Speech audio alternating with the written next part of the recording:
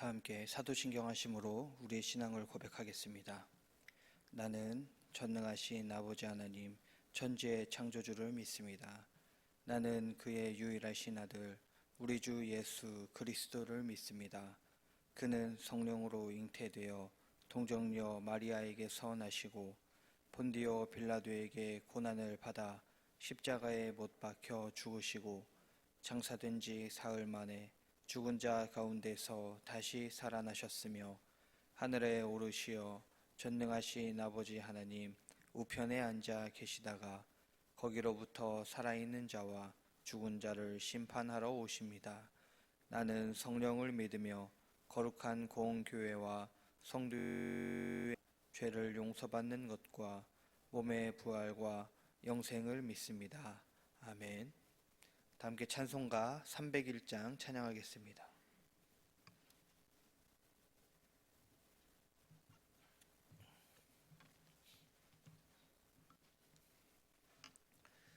찬송가 301장입니다.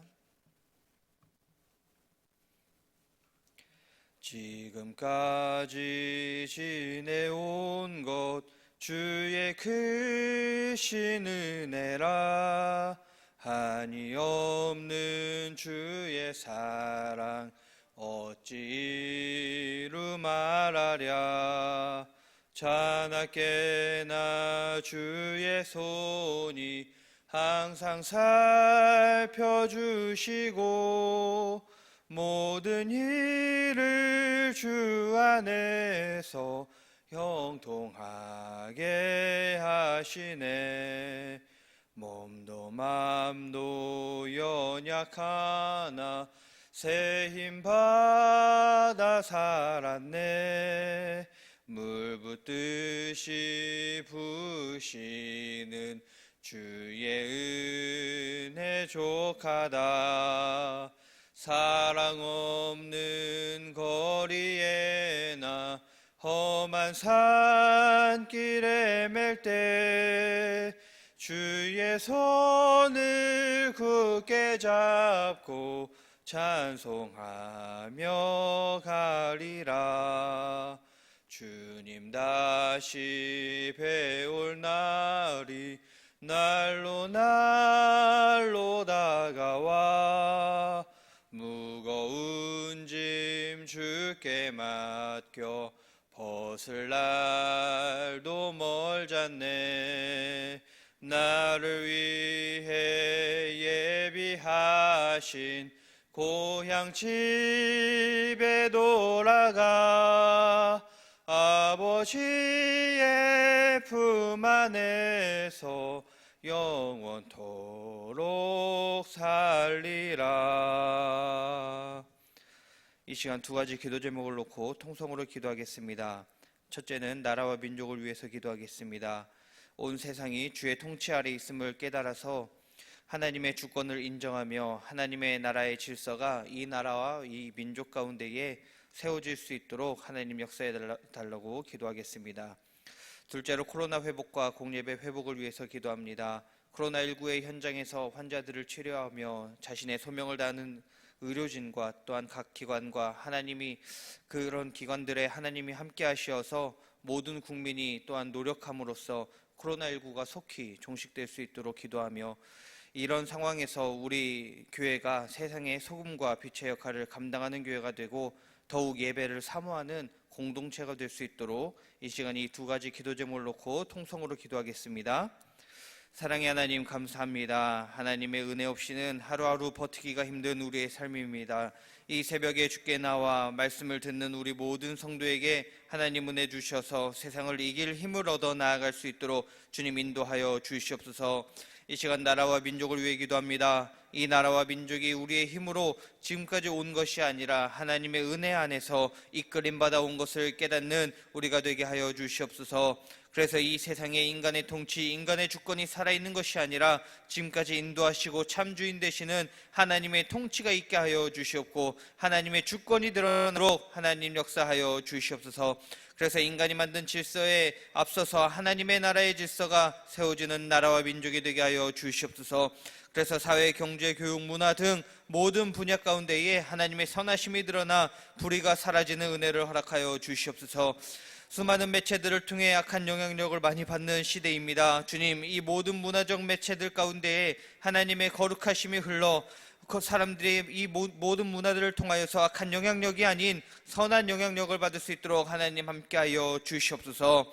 주님, 이 시간 코로나 회복과 또한 공재배 회복을 위해서 기도합니다. 주님, 언제 끝날지 모르는 코로나로 인해 고통받고 힘들어하는 우리의 모습이 여기 있습니다. 하나님, 긍휼을 베풀어 주시옵소서. 특별히 각각 현장에서 환자들을 마주치는 공무원들과 의료진들이 있습니다. 자신의 소명을 다하기 위해 끊임없이 노력하며 인내하고 있사오니 주님, 이들을 위해 하나님 함께하여 주시어서 그 마음과 육체 가운데에 강건함을 허락하여 주시고 위로하여 주시옵소서. 이들뿐이겠습니까? 우리 온 국민이 힘을 합치고 노력하여서 코로나가 더 이상 확산되지 않도록 스스로 조심하고 코로나의 위협으로부터 속히 벗어나게 하여 주시옵소서. 이런 상황에서 우리 교회가 날마다 세상과 나라와 민족을 위해 기도하며 세상에서 소금의 역할, 빛의 역할을 감당하는 교회가 되게 하여 주시옵소서. 그러기 위해서는 더욱 예배가 회복되어야 하겠습니다. 주님, 예배 없이 세상에서 소금과 빛의 역할을 감당하기가 너무나 힘듭니다. 우리 공동체가 예배를 더욱더 사모하는 심령이 되게 하여 주시어서 공예배가 회복되어 예배 가운데 선포되는 그 말씀을 통하여 날마다 힘을 얻어 세상 가운데 나아가게 하시고 세상 속에서 참 그리스도인으로 살아가는 우리 모든 공동체가 될 수 있도록 주님 역사하여 주시옵소서. 주님, 이 시간 말씀으로 은혜 받게 해주시니 감사합니다. 담임 목사님을 통해 주의 말씀이 선포될 때에 우리 마음에 아멘으로 받게 하시고 그 말씀으로 오늘 하루 승리하며 살아가는 우리 가족 공동체가 될 수 있도록 인도하여 주시옵소서. 이 모든 것들 주께 맡기오며 사랑이신 예수님의 이름으로 감사하며 기도하옵나이다. 아멘. 오늘 우리에게 주시는 하나님의 말씀은 시편 131편 1절에서 3절입니다. 131편 1절에서 3절 말씀, 우리 한 절씩 교독하고 마지막은 합독합니다. 여호와여, 내 마음이 교만하지 아니하고 내 눈이 오만하지 아니하오며 내가 큰 일을 감당하지 못할 놀라운 일을 하려고 힘쓰지 아니하나이다.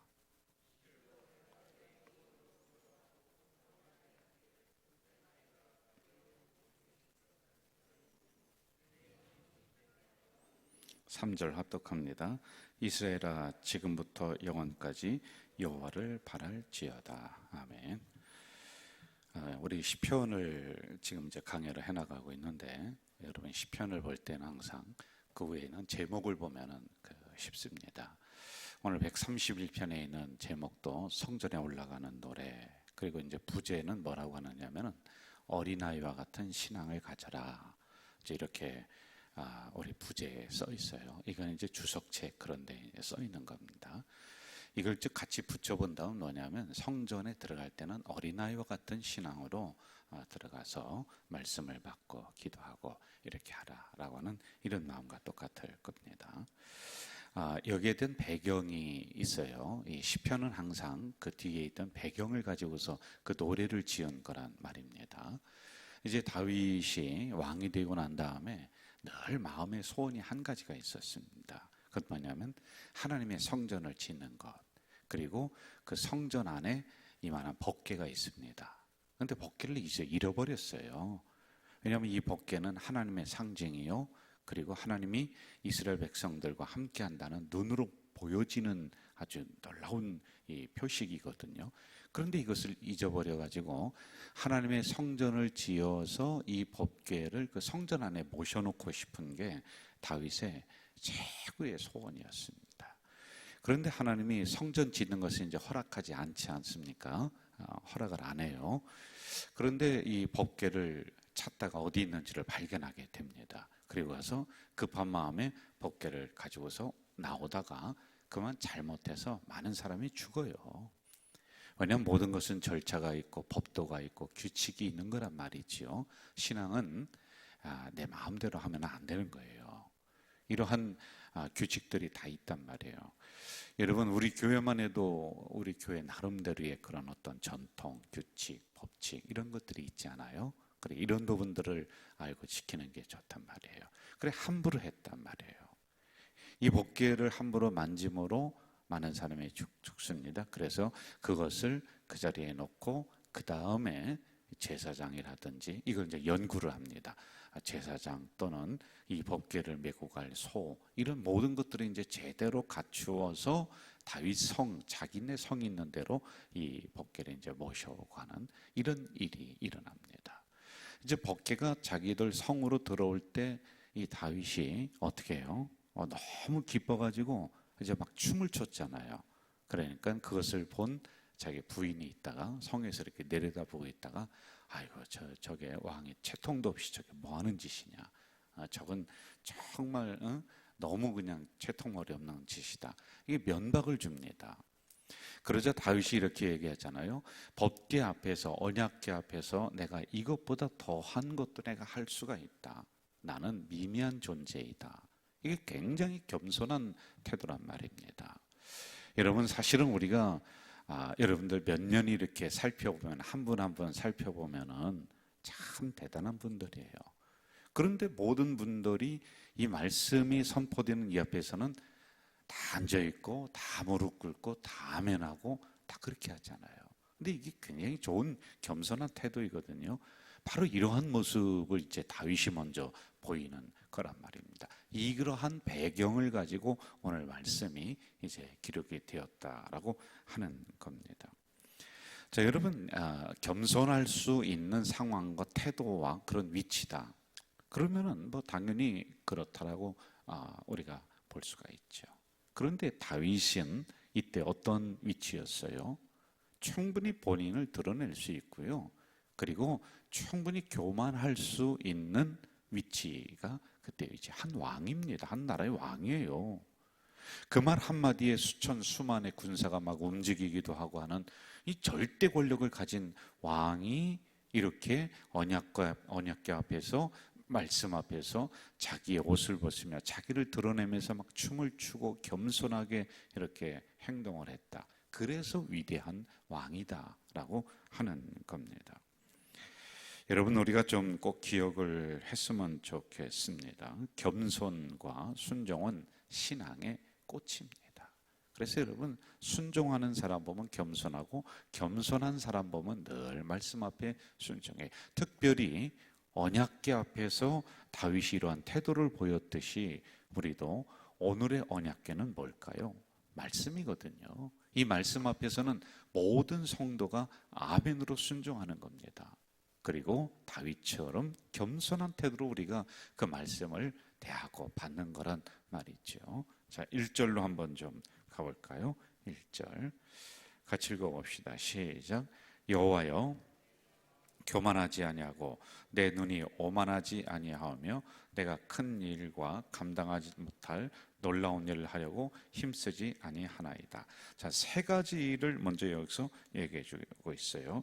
마음의 교만을 금해야 된다. 첫째는 그렇습니다. 여러분, 마음이 교만하면 안 돼요. 우리가 특히 이제 이렇게 얘기해요. 저 사람 참 교만해. 하는 행동을 보면 참 교만해.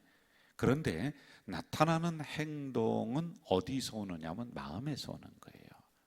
여러분, 말씀도 우리가 마음으로 받지 않습니까? 그렇죠? 그럼 겸손한 것이다 그러면은 나타나는 모습이 아이고 안녕하세요 하고 뭐 인사하고 네 성도님 하면서 이러한 부분들이 어디서부터 오느냐면 마음에서부터 와요. 만약에 마음에서부터 오지 않는다 그러면은 이거는 금방 사람들이 눈치챕니다. 진정한 겸손이 아닌 것이지요. 그래서 마음의 교만을 금해라. 이것은 거꾸로 얘기하면 마음으로부터 겸손하라는 거예요. 사람을 대할 때도 여러분 마음으로 진심으로 대해보세요. 그러면은 이 마음과 마음은 서로 통하게 되어 있는 거란 말입니다.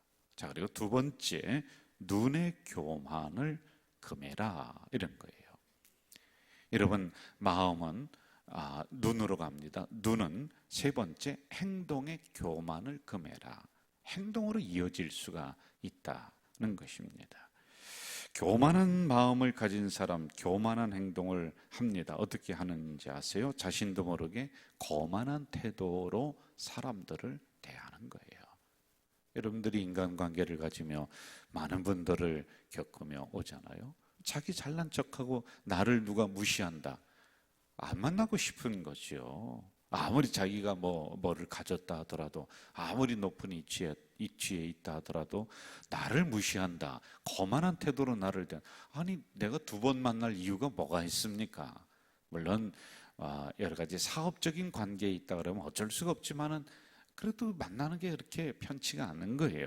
근데 교만한 사람들이 특히 인간관계에서 거만하게 사람들을 무시하고 대하는 게 이렇게 나타난다라고 하는 거지요.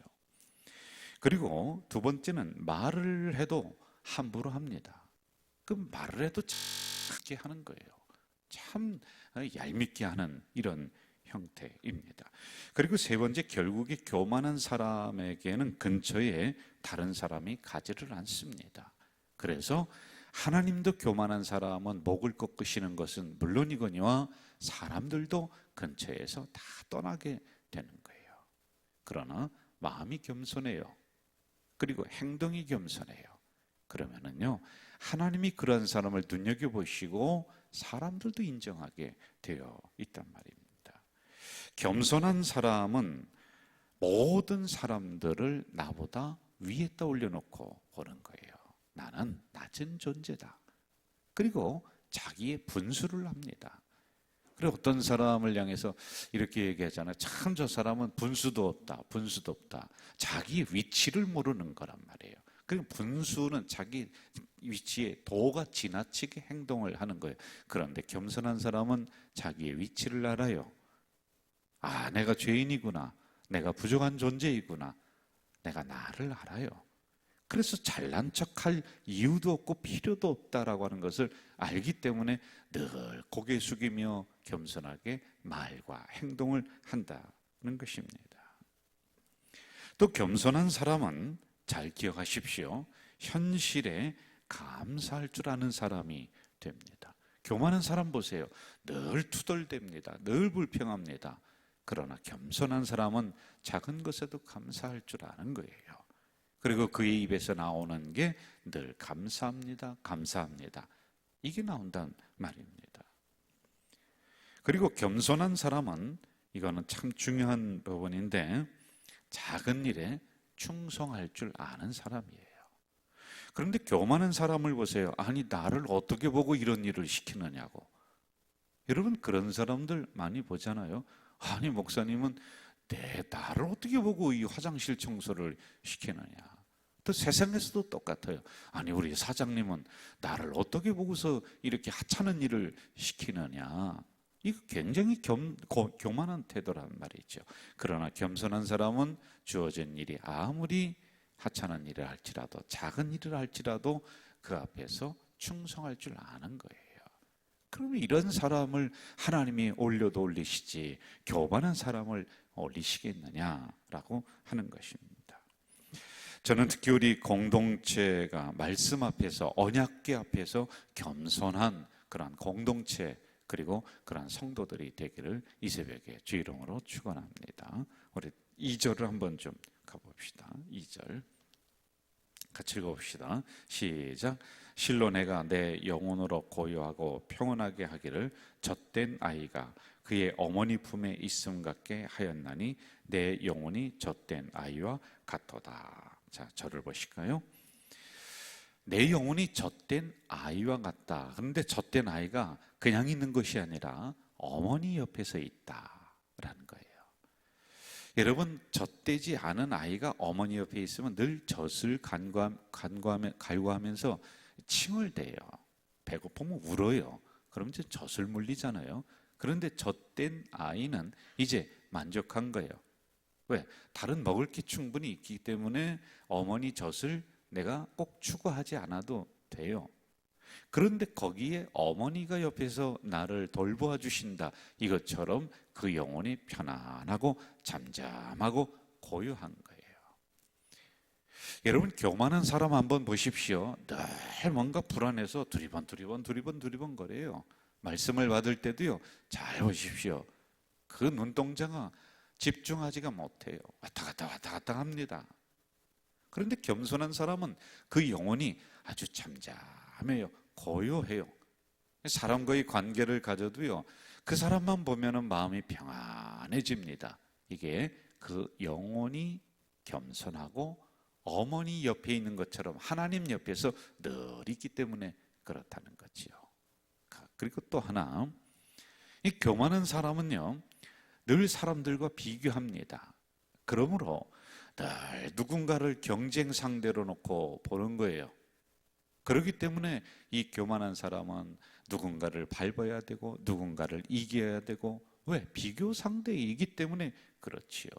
그러나 겸손한 사람은 어머니 옆에, 하나님 옆에 내가 있단 말입니다. 그러면은 나와 하나님과 1대1의 관계이란 말이죠. 그 사이에 뭐가 들어올 게 뭐 있습니까? 하나님이 내 아들이다, 내 딸이다 인정하면은 다른 사람과 비교할 게 뭐가 있어요?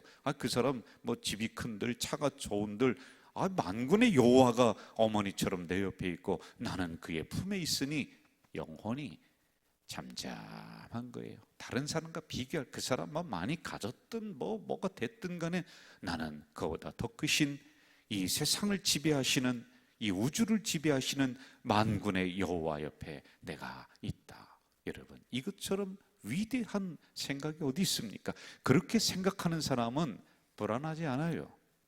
두리번거리지 않아요. 다른 사람 비교할 이유가 아무것도 없습니다. 그러니까 그 영혼이 잠잠한 거예요. 그 영혼이 고요하게 되는 겁니다. 이게 여러분 힘이 있는 것입니다. 저는 오늘 이 새벽에 나온 우리 공동체 여러분들에게 말씀을 정리하면서 세 가지를 알려드립니다. 첫째, 언약궤 앞에서 다윗이 춤을 추며 겸손했던 것처럼 말씀 앞에서 우리 성도들이 늘 겸손한 그런 우리 공동체가 되기를 주 이름으로 부탁을 드리고요. 그리고 두 번째, 어머니 곁에 있는 아이처럼 늘 하나님과 동행하시는 우리 성도들 되기를 바랍니다. 그리고 세 번째, 어머니 곁에 있는 사람은 다른 사람과 비교할 이유가 없습니다. 그래서 그 영혼이 편안하고 잠잠하고 고요한 것처럼 우리 성도들 불안해하지 마시고요. 늘 고요하고 잠잠하고 평안한 그런 오늘 하루 되시기를 주 이름으로 축원합니다. 전능하신 아버지 하나님, 이 새벽에 시편을 통하여서 우리에게 또 겸손을 말씀해 주십니다. 언약궤 앞에서 겸손했던 것처럼 말씀 앞에서 겸손한 우리가 되게 도와주시고, 어머니 곁에 있는 아이는 다른 것과 비교할 이유가 없습니다. 이 세상의 전부인 어머니가 내 곁에 있으니 그 영혼이 평온하고 잔잔하고 고요한 것처럼 만군의 여호와가 나와 동행하시니 내가 그 누가 부럽겠습니까? 그 누구와 비교할 수가 있겠습니까? 하나님과의 1대1의 관계, 그 만군의 여호와가 내 손을 붙잡고 계시오니 늘 편안한 그리고 잔잔한 고요한 우리가 될 수 있도록 인도해 주시옵소서. 하나님, 오늘도 주신 말씀 아멘으로 받습니다. 이 말씀 가지고 우리가 이 하루도 승리하며 살아가는 놀라운 하루가 되도록 역사해 주시옵소서. 예수님의 이름으로 기도하옵나이다. 아멘. 하늘에 계신 우리 아버지, 아버지의 이름을 거룩하게 하시며 아버지의 나라가 오게 하시며 아버지의 뜻이 하늘에서와 같이 땅에서도 이루어지게 하소서. 오늘 우리에게 일용할 양식을 주시고 우리가 우리에게 잘못한 사람을 용서하여 준 것 같이 우리 죄를 하여 주시고 우리를 시험에 빠지지 않게 하시고 악에서 구하소서. 나라와 권능과 영광이 영원히 아버지의 것입니다. 아멘.